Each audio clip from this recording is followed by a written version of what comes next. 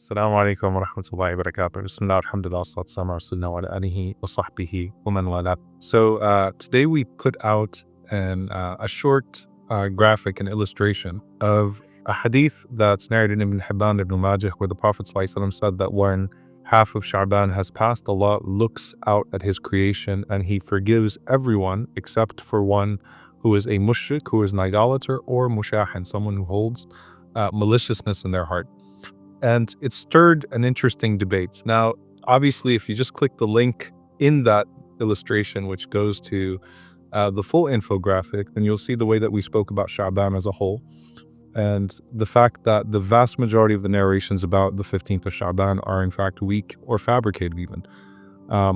And if you go through the infographic to the actual lecture, the webinar that we held 2 weeks ago at the beginning of this month of Sha'ban, then you would see a full explanation of those things in accordance with the Sunnah of the Prophet ﷺ and the way that the scholars of the Sunnah had understood this concept, understood the month of Sha'ban as a whole and what virtues the month of Sha'ban has, and then particularly what, if any, virtues are there that are associated with the 15th night of Sha'ban. And if it is a special night, if it's a night to be observed, are there any special practices or special acts of worship to be observed? So first and foremost, just an advice, and I don't say this in a condescending way. Well, I love and I appreciate the people that feel protective of this beautiful deen of ours and do not want to permit any innovation and are afraid of innovation. That's a noble thing, and so I'm not trying to be condescending here. May Allah reward all of you who care so deeply about the Sunnah of the Prophet ﷺ to preserve its practice. But, just a nasiha and advice is not to be hasty in declaring something fabricated because you don't know it, or you found a hadith that sounds similar to it and you went to sunnah.com and that says mawdu', that says fabricated, or an Islam QA link, or any type of QA link, in fact, which could be addressing a different concept or could be addressing a different hadith narration.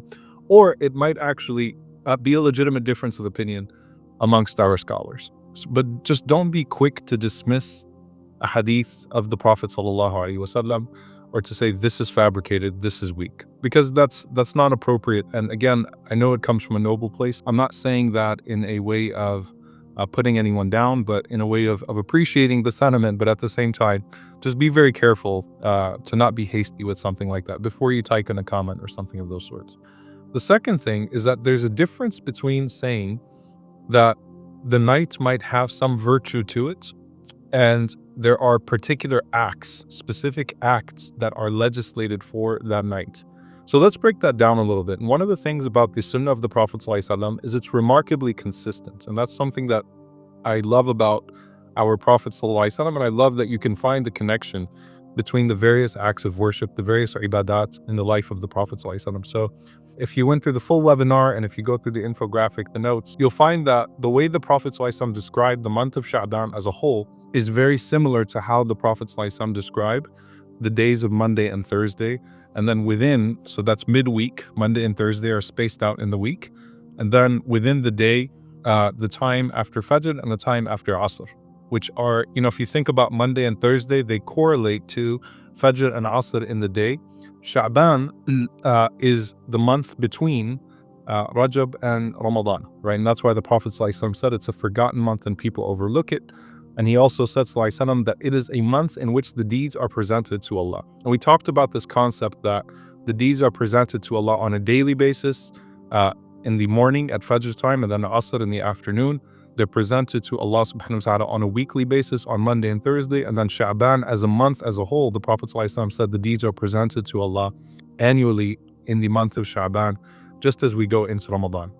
Now that hadith where the Prophet ﷺ said that Allah looks out at his creation and forgives everyone except for a person who is a mushrik or a mushahin, someone who is an idolater or holds maliciousness, some malice in their hearts.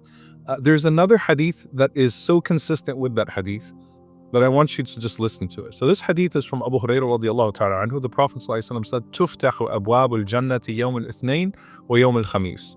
The gates of paradise are opened on the day of Monday and the day of Thursday. فَيَغْفِرُ لِكُلِّ عَبْدٍ لَا يُشْرِكُ بِاللَّهِ شَيْئًا إِلَّا رَجُلًا كَانَتْ بَيْنَهُ وَبَيْنَ أَخِيهِ شَحْنَاء فَيُقال أنظروا هذين حتى يصطلحا أنظروا هذين حتى يصطلحا.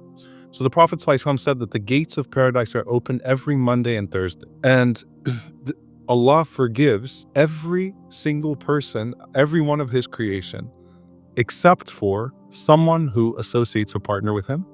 Okay, so again, mushrik, which is similar to the hadith of Sha'ban, and someone كانت بينه وبين أخيه شحناء, someone that holds deep hatred in their heart for their brother.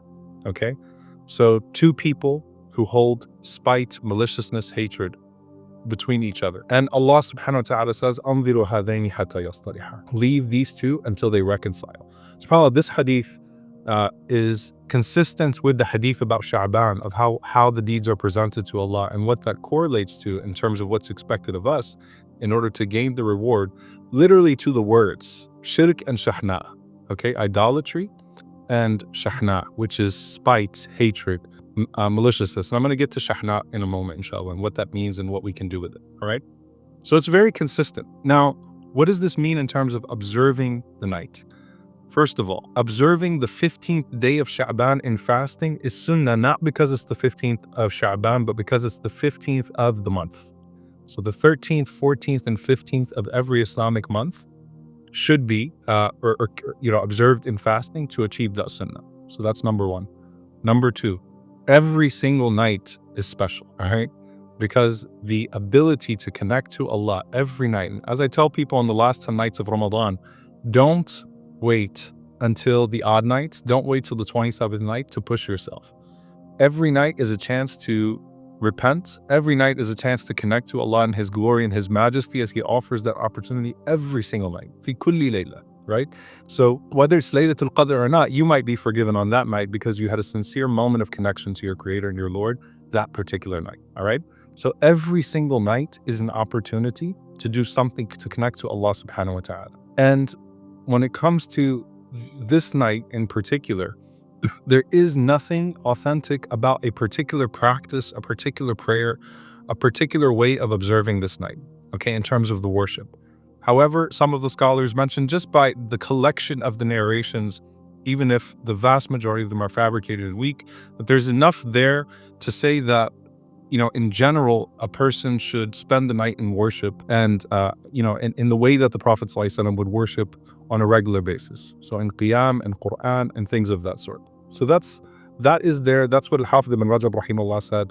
And I relied primarily on Ibn Rajab rahimahullah ta'ala in the collection of the entire webinar when we spoke about the virtues of Sha'ban and how to sort things out. So there's no room for innovative practice, but there is precedent that we find from the Imams of the Sunnah that in general, that a person should try to, honor Allah subhanahu wa ta'ala, honor the acts of worship that are already established in the Sunnah on that night. But here's where I want to get to as far as the very particular thing that we can work on, inshallah ta'ala. The greatest act of worship that one can do in this night, Monday and Thursday, 15th of Sha'ban, in general, when the deeds are presented to Allah, is to remove shahna, because the same word is used twice. Shahna in the Arabic language includes al-baghda, al-adawa, enmity, grudges, and hiqt, right? Which is a very strong grudge. But the thing about shahna, which is consistent when you read the way that the scholars spoke about it, it's a hatred that consumes your heart. It consumes your heart so much that you don't have the ability to focus on your Creator because of how severe your hatred is for one of His creation. You are so obsessed in your hatred of someone else and that grudge that you have with someone else that you can't move on. It's stuck with you. It's consuming you, it's overwhelming you, and so you're not finding the ability to connect to Allah subhanahu wa ta'ala the way that you should. And that's significant because when Isa alayhi salam comes, when Jesus, peace be upon him, returns, you know what the hadith say, the Prophet ﷺ mentioned? We know that Isa alayhi salam abolishes shirk. He abolishes idolatry or shirk, any type of associating a partner with Allah. But he also abolishes, the Prophet ﷺ mentioned, ash-shahna, that there would be no more hatred on earth. When Jesus, peace be upon him, Isa Islam, returns to this earth. So he establishes the purity of the worship of Allah, and he establishes the purifying of the hearts towards one another, or rather Allah does through him. right? That we no longer hold that type of hatred towards one another, and that has, deep ramifications across the entire world when Isa alayhi salam is present. So shahna is a deep hatred that consumes the heart. Let's seriously think deeply about how we can make sure, because on this night, even if you go to sleep and do nothing, which, according to many of the scholars, that is what it is, right? It's just another night. But just like Monday, Thursday, the deeds are presented to Allah subhanahu wa ta'ala. But at least I really need to think, all right, if I've been waiting to make peace with someone, if I've been waiting to remove something from my heart, now is the time. Now is the time to say, you know what? I'm not going to hate that person anymore. I'm going to let it go so that I can focus on Allah, all right? Ramadan is coming up, and what a mercy that before the greatest month, and this is the last thing I'll mention, which is consistency. Again, the consistency of the prophetic tradition is so beautiful. Thursday comes before the greatest day of Friday, right? Thursday comes before the greatest day of Friday. And some hadith, by the way, the Prophet ﷺ singled out tu'radul a'mal yawm al-khamis, that the deeds are presented to Allah on Thursday. If a person fasts that day, or let's say doesn't fast that day, but they focus on removing the grudges that are in their hearts on Thursday, that clears their hearts to do right by the special day of Friday, okay? Think of Sha'ban like a Thursday, all right? Sha'ban is a Thursday. You have an opportunity to clear your heart, to prepare your heart so that it can only long for Allah subhanahu wa ta'ala, it can only long for the Creator, and be focused on Allah and not anything else or anyone else when Ramadan comes around. And may Allah subhanahu wa ta'ala allow us to live to see Ramadan. May Allah subhanahu wa ta'ala accept our deeds in Sha'ban and Ramadan. And always, may Allah subhanahu wa ta'ala purify our hearts so that they can be connected only to Him, so that they can be full of His love, so that they can be dedicated solely to longing for His pleasure, and that Ramadan can be the operationalizing, the activation of that love and that longing of Allah subhanahu wa ta'ala.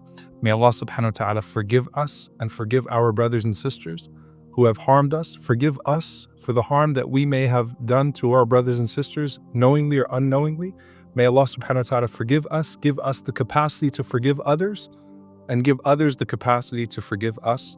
May Allah subhanahu wa ta'ala make us a people that stand up in the night and long for His pleasure and His forgiveness every single night. And may Allah subhanahu wa ta'ala allow our days to be in service to Him by serving His creation. May Allah make us amongst those الَّذِينَ يَقُومُونَ اللَّيْلَ, those that spend the night in prayer, وَيُنْفِقُونَ فِي النَّهَارِ, and those that spend in charity during the day, and that anchor themselves in prayer throughout and in the remembrance of Allah subhanahu wa ta'ala throughout. May Allah subhanahu wa ta'ala allow us to have the best Ramadan of our lives this year. Allahumma ameen. Jazakumullahu khairan to you all.